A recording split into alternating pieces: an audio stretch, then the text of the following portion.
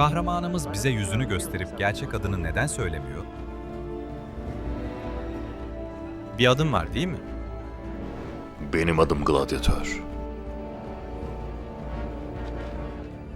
Ne cüretle bana arkanı dönersin? Miğferini çıkarıp bana adını söyleyeceksin köle.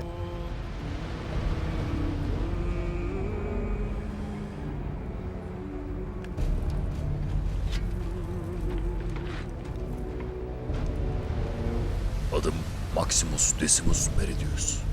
Kuzey Ordusu'nun başkomutanı, Felix Lejyonlarının generali. Gerçek İmparator Marcus Aurelius'un sadık hizmetkarı, katledilmiş bir oğlun babası. Katledilmiş bir eşin kocası. Ya bu dünyada ya da öbür dünyada intikamımı alacağım.